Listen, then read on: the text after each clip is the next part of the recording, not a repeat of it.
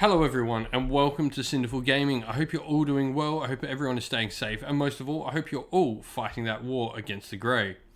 Today we've got a Black Library review for you, and we're going to be reviewing and talking about the novel Dominion by Darius Hinks, and if you picked up the Audible version, or the audio book version, it is read by Richard Reed. And so let's talk, I guess, to start off with, about what this book is all about. And so, setting the scene, Dominion is set in Gur.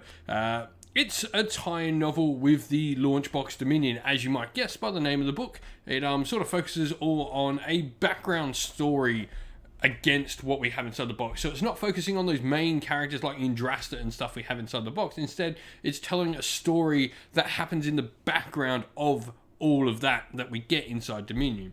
And so, it's set in Gur, the realm of beast, as you might expect. The story follows a great Dawnbringer crusade, which are these massive crusades that launch out of the realms and the cities of Sigmar to try and claim back and tame the realms once more, especially at the moment in the realm of beasts. This one sets out across the heartlands of Thondia, and it goes down and tries to head towards the Great Excelsis Road.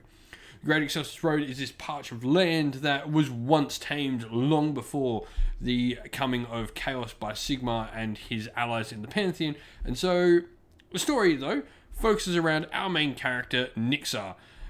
He's sort of like a streetwise scoundrel, someone trying to make something of himself. He's not really a good person, I would say. I think he wants to do good, but he wants to improve himself. He's definitely not a bad person. He's just, he is what he has to be, being in the slums or something. And so he somehow gets himself involved in one of these crusades, the one that's going to go down the Great Excelsis Road, and it's actually being led by his sister through some interesting sort of events that you'll learn about if you read the story. And so the point of power that they're going to is called the Fateful Tor. It's this giant mountain that they're aiming to get towards. And as per the Decree Sigmaris, they're going to build a stronghold there called Ardent Keep. All these strongholds, as we find out, are all sort of systematically thought out. It's part of Sigmar's grand vision, apparently, or at least according to those in charge of Excelsis sending out the Crusades. And so we sort of follow this crusade on all the challenges it faces of both foes known, sentient foes, and also bestial foes, as well as foes unknown and new that we've never seen before in Warhammer Age of Sigmar. I'll let you guess what they might be. And so the story is, will they survive? We get such a good look at the realm of beasts in this novel from many different ways of what this realm is all about and how wild and wonderful it is. I mean, we've had stuff set in the Realm of Beasts and from Excelsis before, but this is a look at Excelsis and the Realm of Beasts I don't think like we've ever gotten before. And so, to sort of categorize this novel, to sort of give you an idea of what to expect, this is without a doubt an adventure story. While it does focus on large groups of people for the most part, our story, I guess, focuses on those little characters within these great large groups of people. It does focus on the Crusade in general. It is definitely still an adventure story, just an adventure story on a much grander scale than what you would think if you're thinking like adventure stories like, say, Lord of the Rings, where it's a little group of, your little Fellowship of the Ring and all of that. It is a really fun adventure story and does give you lots of highs and lows, lots of discoveries and lots of interesting sort of twists and turns. All those good things you want in a nice, fun and entertaining and a good adventure story that's going to keep you wanting to read more. The book's purpose, though, Dominion, as I mentioned, it is sort of a background novel talking about the events that happen with the Dominion box set and sort of what is causing all of that to sort of happen and these behind the scenes sort of things we don't learn from that Dominion box set and all the little narrative books we get in that. Dominion sets up, though, to show us the realm of beasts like never before. It shows us all the dangers, all the wonders as well that the land has, and the challenges everyone must face in their day-to-day lives of living within this terrible and hostile realm. I mean, another major thing this does as well is it also talks about the new Stormcast, those Thunderstrike armor Stormcast, and it also, of course, as you can tell by the cover, introduces us to a brand new race in Age of Sigmar, the Crawlboys Oryx. And it really does a good job at showing us exactly who they are, what they're all about, and how it is to go up against such a menacing and different sort of breed, and how people feel about a different breed of Auric, something that's very, very different from what we're used to in the Ironjaws and Bone Splitters. And so let's talk a little bit about our main character, Nixar. As mentioned, he's sort of like a streetwise scoundrel, and as we learn through the very start of the book, he and his sister came to Excelsis when they were very young. They used to live out in the wildlands of Gur with their family, which during their time as younglings in the realms, unfortunately their family did die and were attacked by what we're assuming Aurics of some kind, or some sort of beasts within the mortal realms. They fled though and made their way to the city of Excelsis. In this city, they sort of had to survive, and they eventually grew up and became the people we get to meet them as properly in the book. Nixar himself, the brother of the pair, he is probably our main character within the book, more so than anyone else, and he sort of became this streetwise scoundrel, always attempting to be something better than what he was, make something of himself is his main driving factor. He wants to be known for something. He wants to have some great wealth or great deed that he will be known for and revered and sort of honored by. His sister, whatever, Zagora, has made something better of herself. She sort of accepted that she'll never be the high nobility of the mortal realms, and instead makes her life and makes her wealth, or at least her living is probably a better word for it, working in the free guild regiments of the city. She's become a rather decent soldier and has made herself quite valuable to her unit. And in the end, we sort of get the calamity that brings us to where we get to the point where somehow Zagora gets to be the leader of a Dawnbringer crusade, and I'll leave that up for you to find out by reading, but it definitely gives us a good look into like two different characters and how two different attitudes when you've got nothing and how you try to go about your life lead you onto different paths. And so our last little character to sort of talk a little bit about here is Knight Arcanum Arulos. Arulos is a Stormcast Eternal of the Hammers of Sigma, and as you might guess by his name, he's a Knight Arcanum. He follows along with our Dawnbringer Crusade and is a really interesting character and gives us that look at Stormcast Eternals on how they sort of feel about humanity and their loyalty to Sigma, and that sort of balance they have to provide of being both the heroes and these sort of warriors at the same time. It's a really interesting dynamic he has throughout the entire book. And so what changes over the story, and what sort of story arc can we expect for our characters from this book?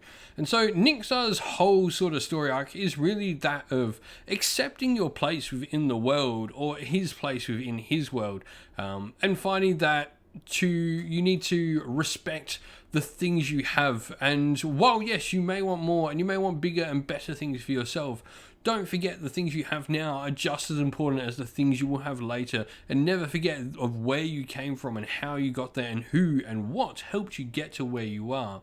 And it is sort of in this that Nixar finally achieves his greatest dream when he finally gives up on trying to achieve it. And so what does this book do well though? And so I've mentioned it before, it really does a good job at showing us the Stormcast Eternals, making them relatable. And I found myself in a position when reading and listening to the Stormcast Eternals characters in the book, because it's hard with Stormcast, they aren't human, and at that point it can be hard to relate to them sometimes, but I found myself relating to them quite a lot in this. You've got to imagine yourself of losing those memories and sort of losing that little bit of yourself as you do, and when you can sort of feel that sort of way, you can imagine how Stormcast might feel if you can't remember your loved ones, you can't remember the name of your wife, you can't remember all these things, and they're just slipping away from you and you're just grasping at straws, and then realize, sort of losing yourself a bit because you've lost this tie to humanity. You maybe become a little bit inhuman yourself, but then realizing while being with those you're made to protect, the humans, again, sort of regaining a bit of humanity and understanding that humanity once more. And that's a really good part of the story where it makes those Stormcast Eternals relatable, because you could imagine yourself going on that journey. It does a really good job, as I've said previously already in this review plenty of times. It shows off Gur well, shows off the people, shows off the trials, the monsters, everything about Gur is really spot on in this, and it does a good job at showing us a new foe. The Cruel Boys are really portrayed really well. I've got such a good idea of what a Cruel Boy is within this book now. I really am enjoying painting up my Cruel Boys. This just made me power through and paint up about 2,000 points of Cruel Boys or while listening to this audiobook, because it just made me understand and enjoy them as characters more within this book. So who would like this book? Well, I think something this book does really well is it's a great introductory book to Warhammer Age of Sigmar. I'm definitely going to be updating my my little review on where to start with Black Library, because I really do think this book falls into that category of a great book to start with learning the lore of Warhammer Age of Sigmar. You don't need to know anything about Age of Sigmar going into this book. It does a good job of explaining a whole bunch for you, while leaving some tidbits in there for more experienced people in the lore and the narrative of Age of Sigmar to latch onto and enjoy and go, I know that. It also does a great job of, as mentioned, introducing the Cruel Boys. So if you're wanting to get a good look at Cruel Boys, you're definitely going to want to pick up this book. It's the first sort of look at them in the Mortal Realms. So definitely new players and those who want to have a good look at Cruel Boys, grab this book. And also, Cities of Sigmar players, if you want to know a little bit about the Dawnbringer Crusades and how they sort of work, this is pretty good for you as well. And so, in summary, this, as I said, it's a great novel for those new to the setting, but it's got enough to it that you're going to enjoy it if you've got a little bit more experience in the narrative. It's fun and it's exciting. It has good payoffs at the end, which I can't express enough. The ending of this book really got me. I loved the ending. There's so many stories in this, and they are great endings, or maybe some of them are beginnings. And that's something for you to find out and you to think of, because there's definitely some loose ends at the end of this. I was really, really over the moon with when I finished the story. The things I was wanting right at the end of this that got made true. So definitely that end part of the book is fantastic, and you'll get some good kicks out of it. All in all though, it is a good story. Pick it up, give it a read. It's a great one to get you ready for whatever is to come in this new world of Age of Sigmar in the Beast Wars this time in Thondia. Can't wait to see what else Black Library is going to release in this setting. Well, thank you all for watching the video. We hope you enjoyed, and if you did, please don't forget to leave a like and subscribe to the channel. Also, while you're at it, if you'd like to come chat more with me and other members of our fine little community here, you can do so by following the link in the description of the video to our Discord server. And if you'd like to help support the channel in another way, you can do so either on Patreon or YouTube members, both of which are linked in the description of the video, as is a link to our Teespring store where you can purchase some merch to help support the channel as well.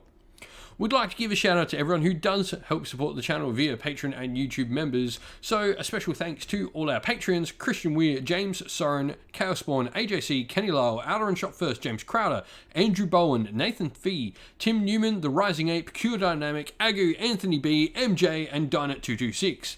And thank you again to all our YouTube members: Green Roots Gaming, Kenton Young, Steve T, The Real Zeop, Chris Wallace, Turai12, Vinny, Locke Lorick, Matt Mollim, Becca Kinski Groupie, and the Johnny84.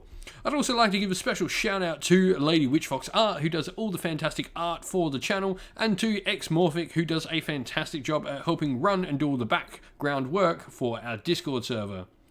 Once again, everyone, thank you all for watching. Stay safe, stay well, and most of all, keep fighting that war against the Grey. Ciao for now.